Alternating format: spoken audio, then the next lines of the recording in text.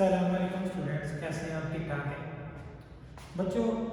आज हम जो पढ़ेंगे, जो हमारा टॉपिक है आज का, वो है हमारे पास application of chemical equilibrium in industry. बच्चों, कोई भी केमिस्ट है या कोई भी हमारे पास एक इंडस्ट्रियलिस्ट है, उसकी ख्वाहिश होती है कि वो ज़्यादा से ज़्यादा अमाउंट ऑफ प्रोडक्ट हासिल करे ताकि उसे इकोनॉमिकली वो जो प्रोसेस है वो फ़ायदेमंद हो। हर इंडस्ट्री की ख्वाहिश भी यही होती है। तो जो आज का हमारा जो टॉपिक है वो कुछ इसी में लिखता है कि हम चाहते हैं कि हमारी जो प्रोडक्ट है वो मैक्सिमम हासिल हो, ज़्यादा से ज़्यादा प्रोडक्ट हासिल होगी। कैसे होगी, कौन कौन सी कंडीशन को चेंज करेंगे तो हमारे पास मैक्सिमम अमाउंट ऑफ प्रोडक्ट हासिल होगी। तो आज हम उसी को पढ़ेंगे। चले, इसको पढ़ने से पहले हम कुछ ओवरव्यू देखते हैं। या हमारा आज का जो टॉपिक है उसमें दो टाइप्स हम पढ़ेंगे, दो इंडस्ट्रियल प्रोसेस पढ़ेंगे। एक है हमारे पास सिंथेसिस ऑफ अमोनिया और दूसरी हमारे पास है synthesis of sulphur trioxide. Sulphur trioxide जो है ये सल्फ्यूरिक एसिड की प्रिपरेशन में इस्तेमाल होता है, और जबकि हमारे पास हाइड्रो प्रोसेस के थ्रू अमोनिया को हम प्रिपेयर करते हैं। बच्चों, अमोनिया को पढ़ने से पहले आज तक हमने इस टॉपिक में जो पढ़ा है उसको थोड़ा सा रिवाइज कर लेते हैं। हमने रिएक्शंस के बारे में पढ़ा, हमने केमिकल इक्विलिब्रियम पढ़ा, केसी को पढ़ा। केसी क्या होता है? केसी होती है हमारे पास concentration of product over concentration of reactant. Concentration का यूनिट क्या होता है? Number of moles per decimetre cube, कि 1 लीटर में कितने मोल हैं, that is known as concentration. बच्चों, हमने ये देखा कि जो केसी की वैल्यू है that is constant at constant temperature. अगर हम टेम्परेचर कांस्टेंट रखते हैं तो केसी की वैल्यू चेंज नहीं होगी। फॉर एग्जांपल रिएक्शन है, उसमें जो केसी की वैल्यू वो 5 है, तो वो 5 वैल्यू एक कांस्टेंट टेम्परेचर पे होगी। फॉर एग्जांपल वो टेम्परेचर 25 सेंटीग्रेड है, 25 सेल्सियस ग्रेड पे उसका जो केसी की वैल्यू है वो 5 है। अगर हम टेम्परेचर को इंक्रीज करेंगे या डिक्रीज करेंगे तो ये केसी की वैल्यू भी चेंज होगी। वो 5 से ज़्यादा हो सकती है, 5 से कम भी हो सकती है। बच्चों, अगर हम अदर फैक्टर जो हमारे पास है टेम्परेचर के अलावा, कंसंट्रेशन है, प्रेशर है, वॉल्यूम है, उनको इंक्रीज या डिक्रीज करने से केसी की वैल्यू पे असरअंदाज होती है, केसी की वैल्यू चेंज होती है? तो उसका जवाब है नहीं। तो 5 अगर किसी की वैल्यू है तो ये जो फैक्टर है कंसंट्रेशन का, प्रेशर का, वॉल्यूम का चेंज उस पर कोई इफेक्ट नहीं करता, वो 5 ही रहने हैं। उसमें अगर हम कंसंट्रेशन को चेंज करेंगे तो कंसंट्रेशन के चेंज करने से इनकी रिएक्टेंट और प्रोडक्ट की जो कंसंट्रेशन है वो एडजस्ट ऐसे करेंगे, इन दोनों की रेशियो 5 ही आएगा। इसका जवाब 5 ही आएगा। ये मतलब है केसी। बच्चों, हमने केसी को पढ़ा, हमने देखा केसी अगर लार्ज हो, केसी की वैल्यू फॉर एग्जांपल 5 है, आपकी रिएक्शन की वैल्यू, आपने एक रिएक्शन को स्टार्ट किया, रिएक्शन के 10 मिनट के बाद आपने केसी की वैल्यू को कैलकुलेट किया तो वो केसी की वैल्यू 5 नहीं आ रही थी, वो 8 आ रही थी, 8 थी।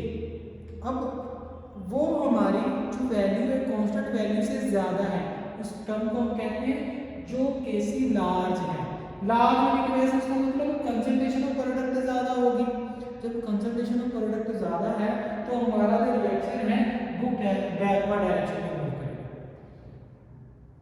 अगर बच्चों केसी की वैल्यू स्मॉल है तो केसी की वैल्यू स्मॉल होने से जो हमारे पास कंसंट्रेशन ऑफ रिएक्टेंट है वो कम हो जाएगी, सॉरी प्रोडक्ट की कंसंट्रेशन कम हो जाएगी, रिएक्टेंट की कंसंट्रेशन ज़्यादा होगी, देन हमारा जो रिएक्शन है वो फॉरवर्ड डायरेक्शन में मूव करेगा।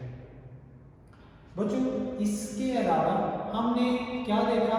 हमने ये देखा कि जो केसी कहाँ कहाँ एप्लीकेबल होता है, एप्लीकेशन ऑफ केमिकल इक्विलिब्रियम हमने देखी, हमने ईस्टर फॉर्मेशन पढ़ी, हमने हाइड्रो प्रोसेस जो आज पढ़ना है इसको भी पढ़ा था, सल्फर ट्राइऑक्साइड को भी पढ़ा था और नाइट्रोजन डाइऑक्साइड को भी पढ़ा था। ये आपको कुछ दिया भी गया था होमवर्क के लिए। तो आज हम जो पढ़ेंगे उसी को जो हमने प्रीवियस पढ़ा है उसकी एक रिवीजन भी है और साथ उसमें कुछ एडिशन भी है, ये समझिए। तो हम कहते हैं जो केसी जो होता है हमारा आज का कंसर्न कि केसी कैसे मैक्सिमम आएगा, कैसे हमारी जो प्रोडक्ट है वो मैक्सिमम आएगी, प्रोडक्ट मैक्सिमम। केसी तो प्रोडक्ट मैक्सिमम नहीं हो सकता, मीन प्रोडक्ट मैक्सिमम कैसे आएगा। प्रोडक्ट को मैक्सिमम हासिल करने के लिए हमें कौन कौन सी चीज़ की चेंजिंग करना पड़ेगी, आज हमें बच्चों को देखना है। सबसे पहले ये प्रोसेस जो है प्रोसेस है, ये 1933 एक जर्मन केमिस्ट था एफ हैबर, इसी के नाम से है हैबर प्रोसेस। बच्चों उसने क्या किया, उसने नाइट्रोजन और हाइड्रोजन का रिएक्शन करवाया तो अमोनिया गैस निकली। अमोनिया लिक्विड भी होता है, गैस भी होती है, अमोनिया नॉर्मल जो रूम टेम्परेचर पे वो गैस फॉर्म होती है। उसके बाद बच्चों अब जब उसने ये रिएक्शन करवाया तो अमाउंट ऑफ जो हीट थी वो 92.46 किलो जूल पर मोल जो एनर्जी थी वो हमें मिली, हीट खारिज हुई। मतलब ये रिएक्शन एक एक्सोथर्मिक रिएक्शन था, बहुत ही याद रखना ये एक्सोथर्मिक रिएक्शन है। चलिए आज का हमारा जो कंसर्न है, हम चाहते हैं how to get maximum amount of product, कैसे करेंगे ज़्यादा से ज़्यादा प्रोडक्ट। जितनी भी फिजिबिलिटी है हम उनको पढ़ते हैं। सबसे पहले हमने ली चैटलियर प्रिंसिपल पढ़ा। ली चैटलियर प्रिंसिपल में चेंज किसकी पढ़ी, टेम्परेचर और कंसंट्रेशन। सबसे पहले कंसंट्रेशन की चेंज पढ़ी। बच्चों केसी हमारे पास, अगर हम कंसंट्रेशन को क्या करें, बढ़ाएं या कम करें तो उसका क्या इफेक्ट होता है वो पढ़ना है हमें। अगर हमारे पास केसी है तो उसकी कंसंट्रेशन अमोनिया का स्केल, ये हमारे पास इक्वेशन, ये इसका स्केल ओवर रिएक्टेंट की पावर यहाँ पे 1 है और यहाँ पे हाइड्रोजन की पावर कितनी है हमारे पास 3 है। चलिए बच्चों अब ये फार्मूले को देखिए। अगर हम अमोनिया की कंसंट्रेशन को बढ़ाते हैं इसका मतलब केसी की वैल्यू बढ़ जाएगी। अमोनिया की कंसंट्रेशन को कम करते हैं केसी की वैल्यू कम हो जाएगी। हमारा कंसर्न केसी की कमी के साथ है। केसी जितना कम होगा रिएक्शन फॉरवर्ड होगा, जब रिएक्शन फॉरवर्ड होगा हमें मैक्सिमम अमाउंट ऑफ प्रोडक्ट मिलेगा। बच्चों अगर इसलिए अगर हम कंसंट्रेशन देखें, जब ये अमोनिया प्रोड्यूस होता है हम उसको रिएक्टेंट मिक्सचर से, जब वो प्रोड्यूस हो रहा है रिएक्शन मिक्सचर से निकालते जाएंगे तो उससे क्या होगा, जितना ये बढ़ रहा है उतनी हम वैल्यू उसमें कमी कर रहे हैं, जिसकी वजह से इसकी वैल्यू कम हो जाएगी तो केसी की वैल्यू भी कमी होगी। कम होगी तो इक्विलिब्रियम स्टेबलिश नहीं होगा, क्योंकि उसको इक्विलिब्रियम स्टेबलिश होने के लिए एक मखसूस टेम्परेचर उसके ये देखिए यहाँ पे 200 हमारे पास क्या सेल्सियस ग्रेड है, ये टेम्परेचर है हमारे पास, ये हमारे पास केसी की वैल्यू है। एक मखसूस टेम्परेचर पे बच्चों उसकी जो वैल्यू आती है वो मखसूस होती है। अब वो उसने अटेन करनी है, अटेन करने के लिए अमाउंट ऑफ रिएक्टेंट या प्रोडक्ट की कंसंट्रेशन चेंज करेगा, हमें मैक्सिमम अमोनिया प्रोवाइड करेगा। एक तो ये कि हम जब केसी की वैल्यू को लो करना चाहते हैं, केसी की वैल्यू लो कैसे होगी, लो करने के लिए हमें विड्रॉ करना पड़ेगा अमोनिया को। अमोनिया विड्रॉ करेंगे तो केसी की वैल्यू लो होगी तो हमारा फॉरवर्ड जाएगा तो हमें मोर अमाउंट ऑफ अमोनिया जो है वो हासिल होगा। उसके बाद बच्चों दूसरी कंडीशन क्या हो सकती है, तो होगी कि जो अमोनिया बन रहा है उसको विड्रॉ करने निकालते जाए।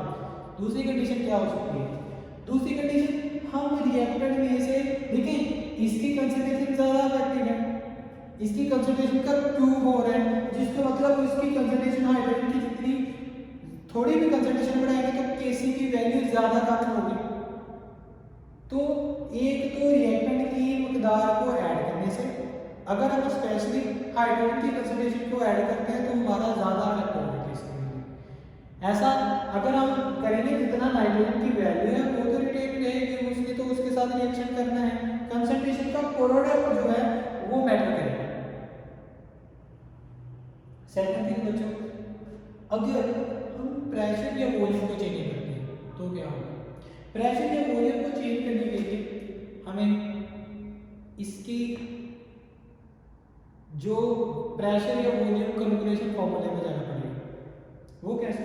हमने वो देखा था कि जब इसके ए के ए मोल, बी के बी मोल, इसके 0, जब time T is equal to हमारे पास 0 होता है, टाइम रिएक्टेंट को आपस में मिलाया नहीं, प्रोडक्ट 0 बनी। जब टाइम टी गुजरा तो हमारे पास कुछ अमाउंट ऑफ प्रोडक्ट एक्स बनी, दैट इज हमारे पास 2 मोल बने हैं, 2x बन गई। और जो नाइट्रोजन में कमी होगी इसके a माइनस एक्स में, इसमें से a मोल्स में x इतने मोल्स हैं वो कम हो गए। और b में कितने कम हुए?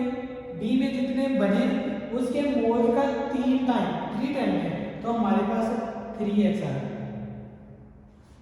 ओके बच्चों, तो अगर हम इसी फार्मूले में पुट करें कंसंट्रेशन को, ये मैं लिख रहा हूं कंसंट्रेशन 2x ओवर v इसका square over a minus x over v, ये इसकी पावर नहीं है, b minus 3x over v इसका हमारे पास क्यूब।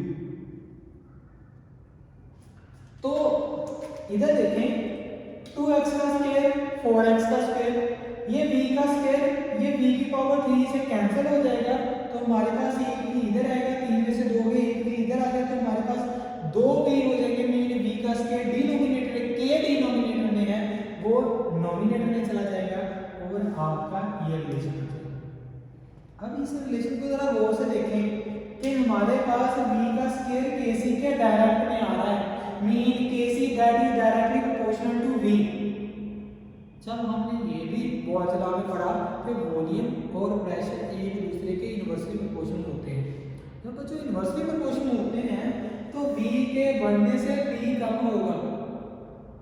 ओके, अगर p को हम कम कर रहे हैं तो kc की वैल्यू बढ़ेगी, p को बढ़ाएंगे kc की वैल्यू कम होगी।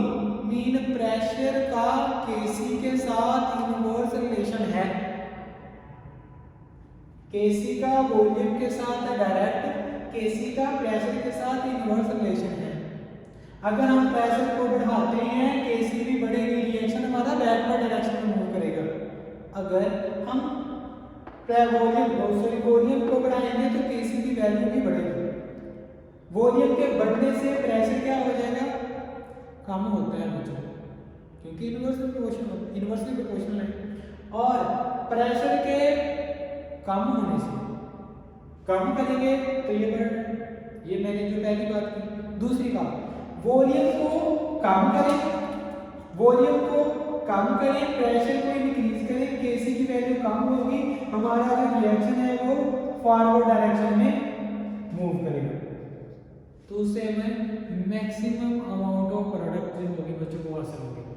अच्छा बच्चों, ये बात याद रख लें, प्रेशर के बढ़ने के साथ kc की वैल्यू कम होती है। जब kc कम होगा तो हमारी ज़्यादा अमाउंट ऑफ प्रोडक्ट हासिल होगी। प्रेशर के बढ़ने के साथ ज़्यादा होती है वॉल्यूम की कमी के साथ। बच्चों थर्ड पॉइंट पे है, अब तीनों को हमने एक अलग कर लिया बात टेम्परेचर की तब्दीली से। तो जो हमने जब रिएक्शन को पढ़ा था साथ लिख दिया था ये -92.46 किलोजूल पर मोल एनर्जी खारिज करता है। इसका मतलब है जब ये रिएक्शन होता है ये सिस्टम हीट अप होता है, हमें टेम्परेचर को कम करना पड़ेगा क्योंकि उसका टेम्परेचर रिएक्शन खारिज कर रहा है, हमें कम करना पड़ेगा। जब कम करेंगे तो उससे जो अमाउंट ऑफ एनर्जी जो होगी उससे हमारा जो रेट होगा वो क्या होगा, वो बढ़ जाएगा, फॉरवर्ड डायरेक्शन होगी, डायरेक्शन फॉरवर्ड होगी टेम्परेचर के। दूसरी बात, जब टेम्परेचर को हम कम करते हैं हमारा रिएक्शन फॉरवर्ड डायरेक्शन में मूव करता है। रेट की हम बात करें, फॉरवर्ड डायरेक्शन की बात करें। अब हमने 3 बातें पढ़ी। एक हमने पढ़ा के कंसंट्रेशन में अमोनिया को जैसे बनता है विड्रॉ करने से या नाइट्रोजन और हाइड्रोजन के अमाउंट को बढ़ाने से Kc की वैल्यू कम होती है। हमने ये पढ़ी कि वॉल्यूम के कम होने से, प्रेशर के बढ़ने से भी कम होती है और टेम्परेचर की कमी के साथ भी Kc की वैल्यू कम होगी। हमारा रिएक्शन फॉरवर्ड डायरेक्शन में होगा क्योंकि हमारा रिएक्शन एक्सोथर्मिक है बच्चों। और एक और बात याद रखें, नंबर ऑफ मोल का भी कंसेप्ट ले लें कि हमारे पास रिएक्टेंट में कितने नंबर ऑफ मोल हैं, 3 + 1 4 और प्रोडक्ट में कितने हैं 2। तो हमारे पास कितने नंबर ऑफ मोल्स हैं, डिफरेंस रिएक्टेंट में 2 नंबर ऑफ मोल ज़्यादा है। जब ज़्यादा है, जैसे हम प्रेशर अप्लाई करेंगे तो कंसंट्रेशन ऑफ रिएक्टेंट ज़्यादा हो जाएगी, वो आपस में कोलाइड करेंगे, उनका प्लेयर इफेक्टिव होगा, वो रिएक्शन फॉरवर्ड डायरेक्शन में मूव करेगा। जिसके जितने ज़्यादा नंबर ऑफ मोल्स होते हैं प्रेशर के बढ़ने के साथ वो रिएक्ट करता है, वो रिएक्टेंट का नंबर ऑफ मोल ज़्यादा है, प्रेशर के बढ़ने के साथ वो रिएक्ट करके प्रोडक्ट बनाएगा बच्चों। यहाँ तक आपको क्लियर होना चाहिए। और हम इसको टेम्परेचर का जो फैक्टर है उसको ज़रा देखते हैं फर्दर कि टेम्परेचर के कम होने से हमारे रिएक्शन की Kc की वैल्यू एक तो टेम्परेचर पे इफेक्ट कर रही है कि टेम्परेचर के बढ़ने के साथ Kc की वैल्यू बढ़ी हुई है, उसकी इंडिविजुअल प्रॉपर्टी है। इंडिविजुअल प्रॉपर्टी का मतलब उतनी ज़्यादा अमाउंट ऑफ प्रोडक्ट क्या होगी वो हासिल होगी। समझ रही है कि जितना ज़्यादा Kc की वैल्यू है मीन इन दोनों का रेशियो है, ये प्रोडक्ट उतनी ज़्यादा बन रही है। अब ये कांस्टेंट है। अब जब ये कांस्टेंट है, हमने ये वैल्यूज रिएक्शन में अटेन करनी है, तो बाकी कंसंट्रेशन का, प्रेशर का, वॉल्यूम का जो फैक्टर होगा इन वैल्यूज को अटेन करता है। मीन 200 पे 7.17 अगर 10 की पावर मल्टीप्लाई बाय 10 की पावर 15, 500 पे 1.72 मल्टीप्लाई बाय 10 की पावर 2 और 600 पे 4.53 या 10 की पावर 1। ये हमारे पास Kc की वैल्यू है, कांस्टेंट है। ये बात याद रखना, अभी याद रखनी, बस एक कंसेप्ट को क्लियर कर लें कि टेम्परेचर की कमी के साथ Kc की वैल्यू बढ़ती है। जब Kc की वैल्यू बढ़नी होगी तो हमारे पास मोर अमाउंट ऑफ प्रोडक्ट हासिल होगा, ये बात याद रखना। उसके बाद बच्चों एक ग्राफ मैंने ड्रॉ किया हुआ, इस साइड पे यील्ड ऑफ अमोनिया के अमोनिया हमारे पास कितना हासिल होता है, कितनी यील्ड होती है, कितनी प्रोड्यूस होती है। हमने पढ़ा था ना फर्स्ट चैप्टर में, yield the amount of product obtain in the chemical reaction is known as yield. तो यहाँ पे भी कितनी अमाउंट ऑफ अमोनिया हासिल होती है उसको देखेंगे बच्चों। हमारे पास दूसरे एंड पे टेम्परेचर है, ये हमारे पास डिफरेंट लाइंस है, डिफरेंट प्रेशर पे लिखी है। फर्स्ट लाइन 1000 एटीएम प्रेशर पे ली है, सेकंड लाइन 600 एटीएम है, थर्ड लाइन 300 एटीएम है, फोर्थ लाइन 100 एटीएम है और जो फिफ्थ लाइन है वो 10 एटीएम है। हमने देखा टेम्परेचर की कमी के साथ जो हमारे पास प्रेशर, जो टेम्परेचर की कमी के साथ, पहले टेम्परेचर की बात करें, टेम्परेचर की कमी के साथ जो प्रोडक्ट या परसेंटेज या यील्ड ऑफ यूरिया है वो ज़्यादा है। जैसे जैसे टेम्परेचर बढ़ता है प्रोडक्ट भी, यील्ड भी कम हो जाती है। हमने बात की टेम्परेचर कमी होगी तो यील्ड ज़्यादा होगी। प्रेशर की हमने क्या बात की थी, प्रेशर में हमने कहा था कि प्रेशर के बढ़ने के साथ रिएक्टेंट आपस में रिएक्ट करते हैं, प्रोडक्ट बनाते हैं। बच्चों ये 10 प्रेशर, ये 1000 प्रेशर, 10 प्रेशर पे हमारे पास जस्ट 50 प्रोडक्ट आ रही है, 50 यील्ड आ रही है। और जब हम क्या करते हैं 1000 प्रेशर करते हैं तो हमारे पास 100 यील्ड आती है। मीन तमाम की तमाम नाइट्रोजन और हाइड्रोजन आपस में रिएक्ट करके प्रोडक्ट में चेंज हो जाते हैं। ओके बच्चों, अब ये बात आपको क्लियर हो जानी चाहिए। चलिए इसकी एक्सप्लेनेशन देखते हैं, आपको सेकंड वीडियो में बताते हैं।